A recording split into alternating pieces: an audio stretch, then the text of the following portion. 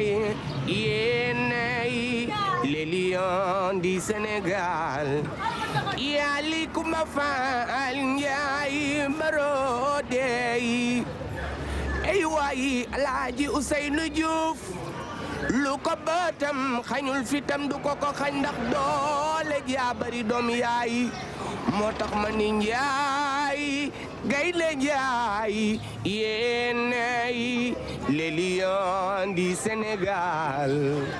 Notre sens de l'honneur Mbarawacc, Mbarawacc. Entendez ma voix, lion de la Teranga.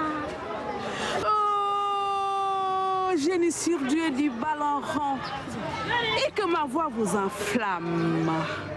Vous, descendants de la Thior Ngoné Latyr, d'Aline Sitoé Diatta, de Reine Ndiémbé Mbodj, de Reine Ndaté Yalla Ibrahima. Les 18 pays africains qui ont choisi le français comme langue officielle ou langue nationale.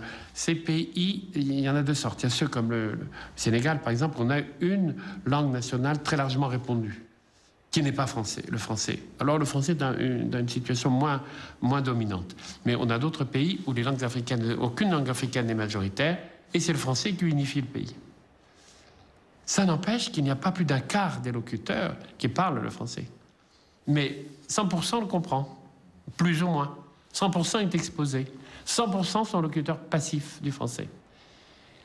Et quand ils se mettent à le parler un peu, ils ont tendance à bien sûr, à le mélanger avec leur propre langue. Si bien qu'on a des français vernaculaires qui valent pour chaque type de communauté. Vous avez un français Abidjan, un français du Cameroun. Alors, Cameroun est un cas encore beaucoup plus intéressant parce qu'il y a à la fois le français et l'anglais. Alors là, on a développé des usages particuliers qui mélangent le français et l'anglais. Par exemple, le camfranglais. Nous voulons une pause, la liberté face à l'hypnose. Et voilà qu'il propose des buts dont le seul but et la seule cause reste la phagocytose de richesse à petite dose. Quand on ne peut plus faire la différence entre des gendarmes, des gens en armes et des gens en vente d'armes, nous crions haut et fort à bas les armes en Afrique et dans le monde surtout. All around the world say weapon down.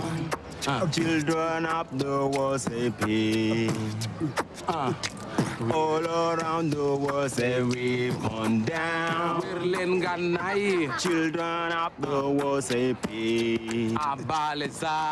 Les rappeurs et les slameurs, en tout cas au Sénégal, j'en ai trouvé qui théorisaient leur art devant un public de lycéens ou d'universitaires en disant voilà ce que nous apportons.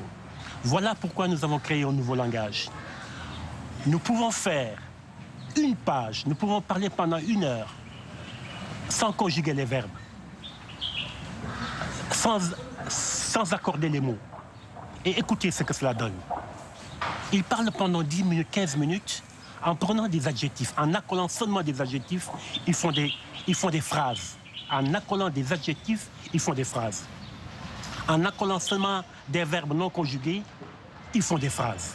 Et nous avons une langue, là, articulée, belle, et qui signifie une prise de parole politique et sociale. Énorme, et qui dénonce tout, sans construire la phrase. Dans la langue, c'est toute la personnalité qui s'exprime. On dit tout de suite de quelqu'un, tiens, il a tel accent, tiens, il vient de tel endroit, ou bien qu'est-ce qu'il est vulgaire, ou bien, mon Dieu, qu'est-ce qu'il est élégant. Et le fait que ce soit donc un instrument qui révèle la personnalité, fait que inconsciemment tout le monde s'investit beaucoup dans cet instrument-là. Et alors on le colore de sa propre personnalité. Donc il ne s'agit pas seulement d'être un grand artiste. L'écrivain, c'est évidemment celui qui joue avec la langue, mais tout le monde joue avec la langue. Siloa Nishba et la Pinicho ou Libouniche. C'est quoi? C'est de l'algonquin? Mais non, c'est du français. Siloa Nishba et la Pinicho ou Libouniche. Les Français ont souvent une sorte d'aveuglement par rapport à la langue, parce que pour eux, c'est une évidence. C'est l'amnios, c'est là qu'ils sont nés, ils sont dedans, ils n'ont pas toujours conscience qu'il y a eu de plurilinguisme, donc on parlait des tas de langues en France il n'y a pas tellement longtemps, et du coup la réflexion sur la langue est plus faible que celle qui se fait à la périphérie. La francophonie n'a pas été créée par des Parisiens, elle a été créée par Norodom Sihanouk, qui était né bien loin d'ici, par Senghor, par Césaire. Donc on a tout un ensemble de gens qui sont sensibles à la langue parce que cette langue est pour eux une acquisition. Chacun invente ses mots. En Afrique francophone, virguler, c'est prendre un virage. En Belgique, des chicons, c'est des endives. Au Québec, quétaine, ça veut dire ringard. Et en Suisse, quand on dit cocoler, ça veut dire dorloter.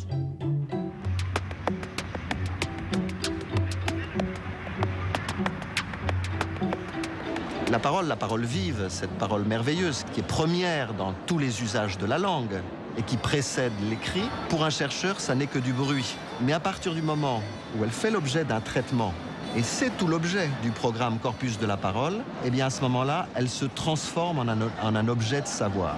Des mots, ils s'en inventent tous les jours. Ils s'en inventent dans nos banlieues, sur les marchés de nos villes, sur les trottoirs, au sein des bureaux. Et il y a en permanence une très grande production verbale spontanée. Des mots s'inventent. Ça, c'est un premier mode d'enrichissement de la langue, et à vrai dire, c'est le principal, bien entendu. Et puis, vous avez une manière d'enrichir la langue qui est plus concertée, pour des usages qui sont des usages professionnels ou scientifiques. En tout cas, des usages spécialisés. À toute notion nouvelle doit correspondre un terme. Et ça, c'est le travail de la terminologie, comme son nom l'indique. C'est-à-dire qu'on va rechercher dans nos habitudes quelque chose qui aille dans le droit fil de la langue française. Alors la plupart du temps, il s'agit de termes qui sont empruntés à l'anglais parce que la technologie vient d'Amérique avec le terme anglais, et on essaye de trouver quelque chose qui permette de l'exprimer en français. Et ensuite, nous envoyons ça à la Commission générale qui en discute, et qui l'envoie à l'Académie française, qui en discute également. Puis ça nous revient avec soit c'est accepté, soit c'est accepté mais avec des modifications, soit c'est refusé, c'est-à-dire voulez-vous recommencer à travailler? Et à chaque fois, nous changeons.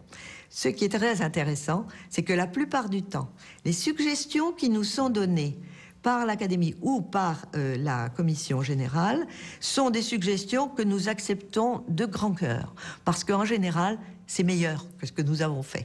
Cette idée est venue du Canada. C'est vraiment le Canada français qui a commencé cette politique. Et en accusant souvent d'ailleurs les francophones français de ne pas faire le travail qu'ils auraient dû faire. Donc, à la longue, dans les années 70, on a créé ces commissions de terminologie.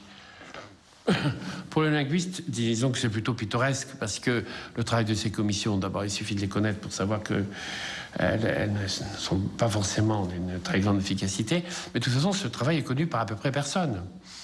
Quand, précisément, vous prenez aujourd'hui la langue du plus haut magistrat de l'État, le président de la République, et vous voyez qu'il ne suit absolument pas les recommandations des commissions de terminologie. Le plus grand dictionnaire de langue française, qui est le Trésor de la langue française, comporte à peu près 100 000 mots. Mais les spécialistes savent que le français comporte au moins 2 millions de mots. Et ces 2 millions de mots, bien sûr, personne ne les connaît tous. Et sur les 100 000 mots déjà des grands dictionnaires, la plupart des gens n'en pratiquent ordinairement que quelques milliers. Aujourd'hui, on pense que les langues internationales, l'anglais, l'espagnol, le français, ça croisse d'environ 30 000 mots par an. Mais la plupart des Français croient, comme les instituteurs, que la langue se trouve dans les dictionnaires. Une chose très intéressante, par exemple, la dernière fois qu'il y a eu des problèmes autour de l'orthographe, le ministre a répondu aux parlementaires qui l'interrogeaient que l'orthographe était fixée par un dictionnaire et pas par l'État. Mais ce disant, le ministre ne se rendait pas compte que ça veut dire qu'il y a au mieux 100 000 mots de fixés, et les autres. Mais les autres, c'est ceux qui les emploient, qui fixent l'orthographe. Si le grand nombre conserve ses pouvoirs linguistiques, son cadre